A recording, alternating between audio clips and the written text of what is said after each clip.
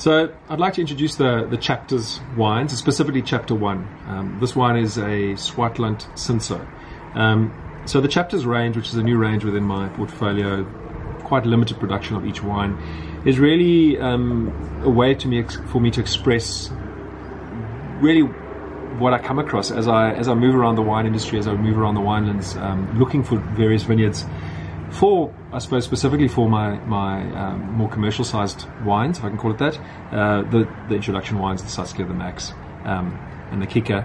And as I'm moving about, I come across these very unique vineyards. So I don't have any of my own vineyards. Everything I use to make my wines is bought in grapes. I have long-term contracts with grape growers that I work with. For instance, in the Max and the Saskia, there are vineyards that I use for those wines that I've been using since 2004. So it's really a long-term thing that I go into. But sometimes you find unique little parcels that really you believe can make very interesting wines, but not just interesting wines, because we don't just want to make interesting wines. We want to make wines of unique character and wines of great quality. So this is one of those wines. At the moment I have 4 different chapters in the range, but this is just what we call chapter 1. It's a Swartland Cinsault. The reason for me producing this wine is I started to experiment with Cinsault for the Introduction Red as a component, and I was experimenting between Stellenbosch and Swartland.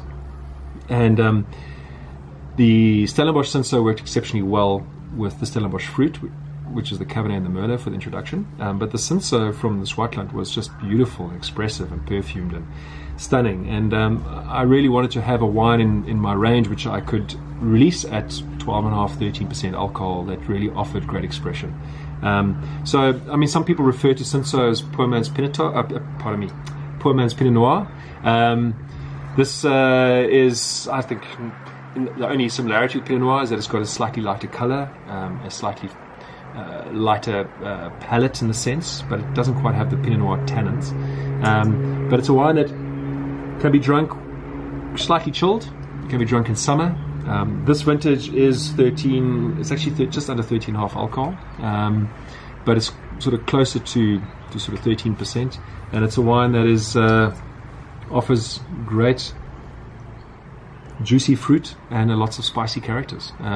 This spends 6 months in small oak. The previous vintage did spend some time in concrete. And I've actually now, since 2019, which is this vintage, I've bought myself 1 concrete egg, which is dedicated just to Cinsault. And but the wine is supposed to be bottled young and fresh and deliver really young, fresh fruit characters. There's about 60% whole bunch fermentation, so there's a big component of stalks that are used during the fermentation. But that just adds to the texture of the finish. It doesn't really give a greenness, it doesn't give a stalkiness, it just adds to a lovely dry tannin on the finish, which is what we're trying to achieve with that. And that helps counterbalance the sort of sweet fruit that you get from Cinsault, especially when you pick it at quite a low sugar.